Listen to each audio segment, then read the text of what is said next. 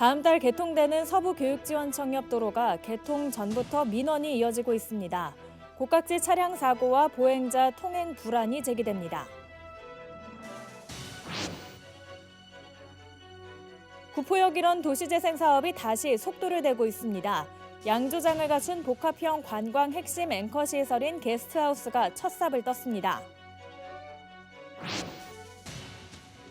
남구 용당동 행정복지센터의 새 청사 공사가 시작됐습니다. 복합청사는 1년 뒤에 문을 엽니다. 오는 30일부터 대부분의 실내에서 마스크 착용을 하지 않아도 됩니다. 코로나19가 이제는 통제 가능하다는 판단에 따른 것입니다.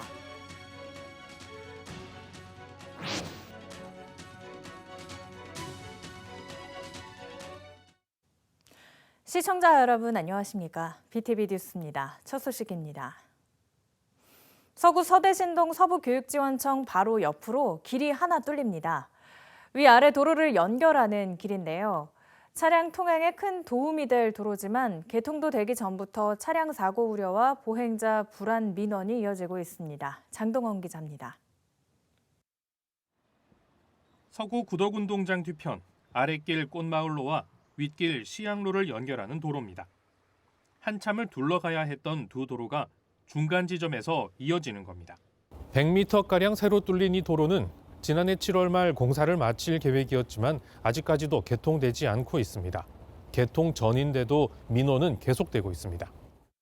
서구청 민원 게시판에는 이 도로 관련 민원이 계속해서 접수되고 있습니다. 가파른 경사로에 도로 중간 지점이 급격히 꺾여 있어 차량 사고 위험이 높다는 겁니다.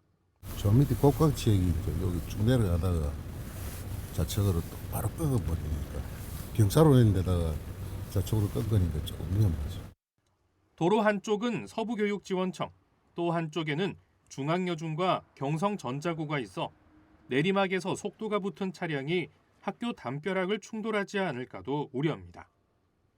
특히 학생 통행이 많지만 인도가 없는 것도 걱정거리입니다. 차 올라가나 했더니 차가 좀 내려가는 것만 되네. 근데 그냥 조금 인도가 조금 확보됐으면. 주민들은 제한 속도를 시속 20km로 수정하고 인도와 과속 방지턱 설치도 요구하고 있습니다.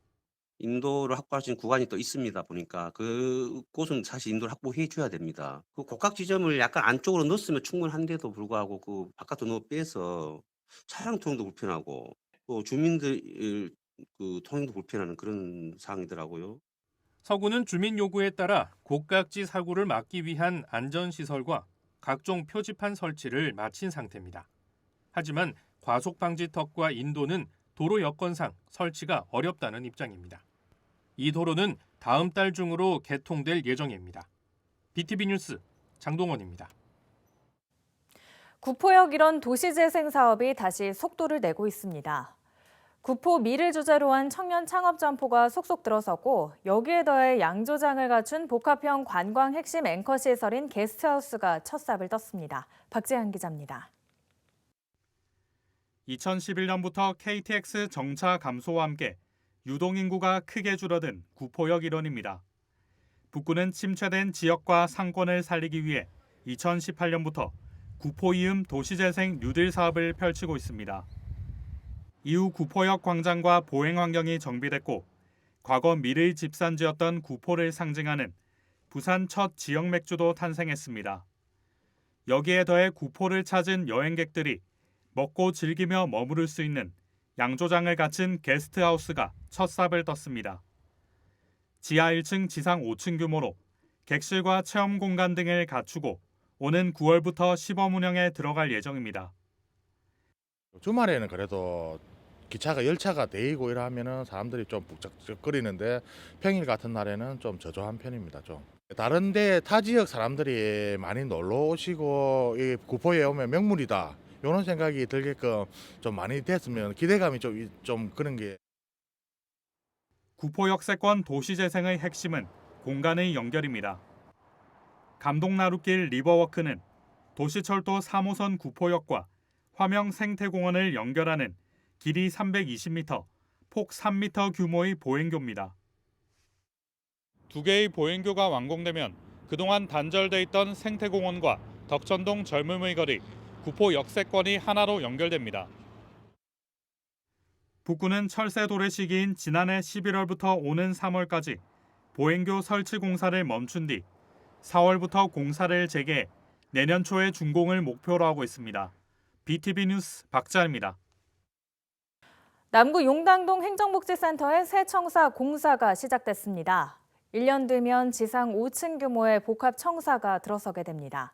착공식 현장을 김석진 기자가 다녀왔습니다. 남구 용당동 행정복지센터입니다. 지난 1977년 1월 지어져 건물이 노후되고 공간이 협소합니다. 이곳에 근무하는 직원뿐만 아니라 이용하는 주민들도 불편이 이만저만이 아닙니다. 새 청사 논의가 본격적으로 시작된 건 지난 2020년. 남구청은 정부의 생활 SOC 복합화 공모 사업에 도전해 선정됐습니다. 주민들은 부지를 선정했고 구청은 실시 설계를 거쳐 26일 착공식을 가졌습니다. 너무 동사가 협소하다 보니까 비도 많이 새고 거의 한 40년을 넘다 보니까 비도 많이 새고 진짜 뭐 이리저리 뭐 보수를 해가면서 돼도 그나마 꾹꾹 잘 우리 동사에 근무하시는 분들이나 전체적으로 사회단체 우리 지역의 봉사하는 분들이나 여러모로 많이 도와줘가지고 이까지도 이끌어 왔는데. 용당동 복합청사는 기존의 청사에서 멀지 않은 동명 오거리 부근 용당 119 안전센터 옆에 들어섭니다. 2,500여 제곱미터의 부지에 지하 1층, 지상 5층 규모입니다. 지하 1층은 18면 규모의 주차장이, 지상 1층은 행정복지센터로 쓰입니다. 2층엔 작은 도서관과 다함께 돌봄센터가, 3, 4, 5층은 건강생활지원센터와 생활문화센터, 그리고 체력 단련실 등이 조성됩니다. 그동안 용당동은 다른 동에 비해 문화와 편의시설들이 정말 많이 부족해서 오랜 시간 동안에 주민 불편이 많았던 곳입니다. 이번 복합청사는 용당동 주민들의 삶의 질을 한층 더 높여줄 것으로 크게 기대됩니다. 이번 사업엔 126억 5천만 원이 투입됩니다. 용당동 복합청사는 이날 공사를 시작해 1년 뒤인 내년 2월 공사를 마치고 주민들에게 개방될 예정입니다. BTV 뉴스 김석진입니다. 코로나19 발생 3년 만에 마스크로부터 자유로워지게 됐습니다. 1월 30일부터 실내 마스크 착용 의무가 해제되는데요. 코로나19 유행이 어느 정도 정점을 지났고 이제는 통제도 가능하다고 보고 있기 때문입니다. 장동원 기자입니다. 중앙방역대책본부는 코로나19 겨울 7차 유행이 정점을 지난 것으로 판단하고 있습니다. 3주째 신규 환자가 감소하고 있고 위중증 환자와 사망자 역시 2주 전부터 줄어드는가 하면 의료 대응 능력 또한 안정세가 지속되고 있기 때문입니다. 부산 신규 확진자도 감소세를 보이고 있습니다. 올 들어 한때 6,600여 명에 달하던 확진자 수가 11일까지 3, 4천 명대로 줄어든 뒤 12일부터는 2천 명대를 유지하다 19일부터는 1,000명대로 감소했습니다. 신규 변이도 방역 상황에 별다른 영향을 주지 않을 것으로 보이면서 중대본은 오는 30일부터 실내 마스크 착용 의무를 자율적으로 착용하는 권고로 전환합니다. 방역 당국은 고위험군 보호에 집중하면서도 사회 각 분야의 완전한 일상 회복을 앞당길 수 있도록 코로나19를 통제 가능한 유행으로 관리하고자 합니다. 현 국내 상황은 7차 유행의 정점을 지나 전문가들이 제시한 마스크 의무 조정 지표를 충족한 것으로 평가됩니다. 이번 조치로 식당과 카페, 영화관, 마트 등 대부분 시설에서 마스크를 착용하지 않아도 되지만 병원과 대중교통 등에서는 마스크를 써야 합니다. 마스크를 완전히 벗는 것은 위기 단계가 현재의 심각에서 하향 조정될 경우 가능할 것으로 보입니다. 위기 단계 조정 이후에는 격리 의무 기간 단축도 가능해집니다. 국내의 그 심각 단계가 경계나 주의 단계로 그 단계가 변경이 되면서 격리 의무 해제 그 고려를 전문가들과 같이 논의해서 결정해 나갈 그럴 예정입니다. 현재 WHO는 코로나19 비상사태를 유지하고 있습니다. 국내 위기 단계는 WHO의 판단에 따라 조정될 것으로 보입니다. WHO는 오는 27일 국제보건긴급위원회에서 비상사태 유지 여부를 결정할 예정입니다. BTV 뉴스 장동원입니다.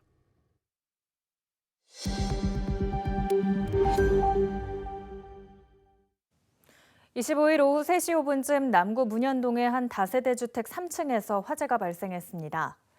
이 불로 70대 남성이 숨지고 60대 여성이 연기를 마셔 병원으로 옮겨졌습니다. 경찰과 소방은 안방에서 불이 난 것으로 보고 정확한 화재의 원인을 조사하고 있습니다. 26일 오전 7시 30분쯤 동구 좌천동의 한 내리막길에서 45톤 대형 크레인이 미끄러졌습니다. 이 사고로 주택 담벼락과 베란다 등이 부서졌지만 다행히 인명피해는 없었습니다. 경찰은 브레이크가 제대로 작동하지 않아 사고가 난 것으로 보고 운전자 등을 상대로 정확한 사고 경위를 조사하고 있습니다. 부산 원도심 지역은 인구가 빠져나가며 지역 소멸 위기를 겪고 있습니다. 인구 유출로 교육 환경이 악화하고 또 다시 인구가 빠지는 악순환도 이어지고 있는데요. 교육 환경을 개선하기 위해 지자체가 아이들의 안전한 통학을 지원할 수 있도록 하는 조례가 중구에서 제정됐습니다. 안수민 기자입니다. 인구 소멸 관심 지역으로 지정된 중구. 해마다 인구가 줄어 지난해 10월에는 전국 기초자치단체 중 처음으로 인구수 4만 명 선이 무너졌습니다. 특히 젊은 인구가 지속해서 빠져나가며 고령 인구 비율이 29%까지 치솟았습니다. 이런 가운데 중구에 안심 통학 지원 조례가 제정됐습니다. 젊은 인구를 붙잡을 수 있는 인구 정책의 하나로서 지자체가 나서서 지역의 교육 환경을 바꾸자는 취지입니다. 우리 중구에 어떻게 하면 인구가 유입이 될 수 있을까라고 고민을 했습니다. 무엇보다 우리 아이 키우기 좋은 중구를 만들어야 되겠다라고 생각을 하고 이번 조례 제정으로 구청은 지역에 사는 초등학생들의 안전한 통학을 위해 예산을 투입하고 관련 정책을 시행할 수 있게 됐습니다. 조례에는 통학버스와 워킹스쿨버스 등 구체적인 지원 방법도 명시됐습니다.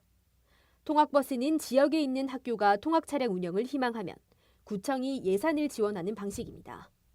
워킹스쿨버스는 학생들의 집에서부터 학교까지 통학 지도사가 등하굣길을 동행하는 방식으로 구청이 직접 운영하도록 규정했습니다. 교육청에만 우리 아이들의 교육에 대한 모든 책임을 전가할 게 아니라 우리 지자체에서도 우리 아이들의 교육에 충분히 관심을 가지고 지난 2019년 동구에서 부산 최초로 공공통학버스가 도입돼 주민들의 호응을 얻은 바 있습니다. 조례 제정을 계기로 중구는 올해 워킹스쿨버스 도입을 검토하고 있다고 밝혔습니다. 헬로티비 뉴스 안수민입니다. 부산의 전통적인 주거단지이자 부산대학교를 비롯해 4년제 대학이 밀집된 부산 금정구. 교육을 위해 25세 이하 젊은 층의 인구 유입이 많은 곳입니다. 그런데 원도심 중구와 함께 금정구도 지역 소멸 위기 관심 지역으로 지정됐습니다. 올해도 인구 감소 폭이 컸는데요. 지자체에선 어떤 대책을 세우고 있을까요? 차선영 기자입니다. 인구 소멸 관심 지역으로 지정된 금정구입니다. 당장 인구 소멸 위기에 처한 건 아니지만 인구 감소폭이 커 관심 있게 지켜봐야 할 지역이라는 의미입니다. 실제로 올해 1월 1일 기준으로 금정구의 인구는 22만 1,256명, 1년 새 5,600여 명이 줄었습니다. 10년 통틀어 2만여 명이 줄었는데 3년 동안에만 10,000명이 넘는 인구가 감소한 겁니다. 특히 금정구 지역의 경우 25세에서 44세 청년층의 유출이 많았습니다. 24세 이하 젊은 계층이 모여드는 교육 도시지만 교육이 모두 종료되는 25세 이상부터는 일자리를 찾아 떠나고 있습니다. 이런 이유로 금정구는 지난해 행안부의 인구 감소 지역으로 선정돼 32억 원의 소멸 대응 기금을 받았습니다. 지역 주민, 상인의 지역 대학과 함께 역량을 모아서 특화거리도 조성하고 마을 축제를 개최하는 등의 사업을 추진할 예정입니다. 이 사업으로 젊은 층의 유동인구가 늘어나서 상권이 활성화되고 지역에 활력을 불어넣을 수 있도록 이와 함께 고령화된 마을의 경우 고령 친화 분위기를 조성하는 등 앞으로 세대별 생활 패턴에 맞춘 인구 유입 정책에 집중할 계획이라고 밝혔습니다. 금정구 입장에선 교육을 위해 지역으로 유입된 청년층이 떠나는 것을 막는 것이 시급한 상황. 무엇보다 청년들의 발길을 잡기 위한 인구 정책에 속도를 내야 할 것으로 보입니다. 헬로티비 뉴스 차선영입니다. 부산시 교육청이 시민들의 추천을 받아 전 롯데자이언츠 이대호 선수를 부산교육 홍보대사로 위촉합니다. 교육청이 공식 SNS를 통해 지난달 진행한 설문조사에서 이대호 선수는 부산 출신인 점과 오랫동안 부산 지역 야구 꿈나무를 위해 선행에 앞장선 점 등이 선정 이유로 꼽혔습니다. 이 선수는 앞으로 1년간 무보수 명예직 홍보대사로 활동하게 됩니다. 국립부산국악원과 국립국악원은 오는 2월 3일 개묘년 새해 첫 교류 공연으로 국립국악원 창장악단 축원 공연을 연악당에서 개최합니다. 이번 공연은 입춘과 정월 대보름을 맞아 부산 시민들에게 복을 기원하는 의미로 축원이라는 주제로 공연을 선보일 예정입니다. 공연 관람후에는 모든 관객에게 올 한 해 무사태평 기원의 의미를 담은 불엄 증정 이벤트가 열립니다. 이어서 포토뉴스입니다. 남수영구 약사회는 지난 19일 제48회 남수영구 약사회 정기총회를 맞아 불우이웃돕기 성금 100만 원을 남구청에 기탁했습니다. 남수영구 약사회는 매년 사랑 나눔을 실천하고 지역 주민에게 양질의 보건 의료 서비스를 제공하기 위해 노력하고 있습니다. 해군작전사령부는 지난 20일 아덴만 여명작전 참전함정인 최영함에서 김명수 해군작전사령관 주관으로 아덴만 여명작전 12주년 기념식을 거행했습니다. 이날 행사는 우리 국군의 첫 해외 구출 작전으로서 이영만리 해역에서 피랍된 국민 모두를 구해낸 아덴만 여명작전의 성공을 기념하기 위해 마련됐습니다. 수영구는 지난 25일 구청광장에서 2023년 개묘년 새해를 맞아 수영구의 발전과 도약을 위하고 국민의 가정의 평안을 기원하는 새해맞이 지신밟기 행사를 거행했습니다.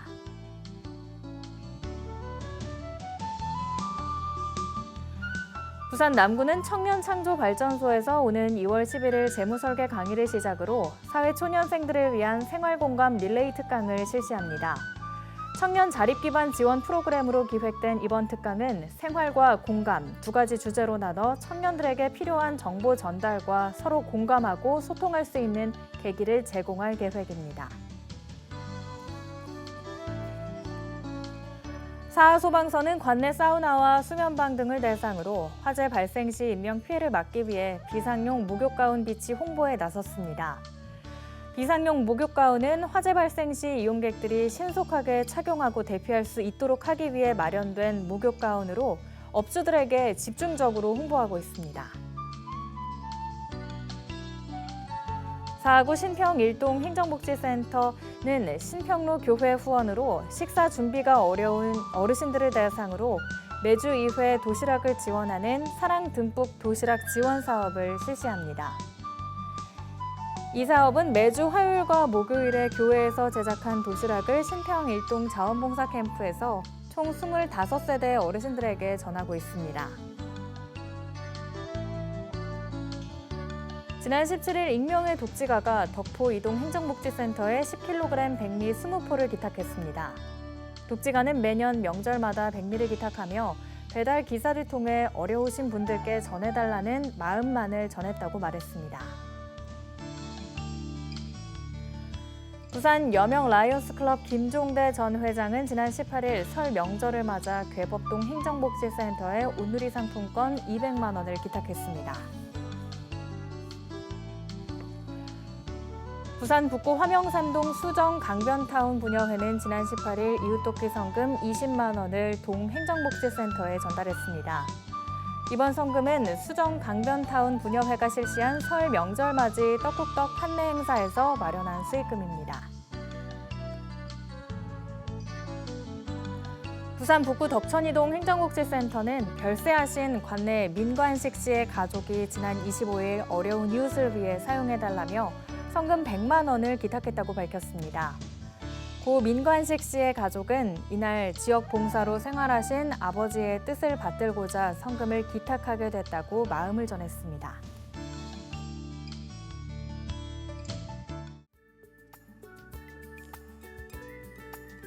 (1월 27일) 생활지수입니다. 최저기온은 영하 1도, 최고기온은 3도입니다. 미세먼지 지수는 보통 수준을 보이겠고 피부 건강을 위해 영양크림을 충분히 발라주시는 게 좋겠습니다. 감기 예방을 위해 옷차림을 따뜻하게 유지해 주시는 게 좋겠습니다.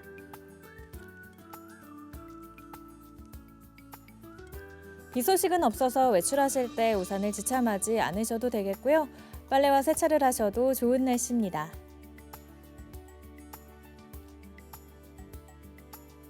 작은 불씨도 각별히 유의해 주시고 외출을 하신다면 마스크를 착용해 주시기 바랍니다. 밤에는 실내 온도와 습도를 확인해 주시고 숙면을 취하시기 바랍니다.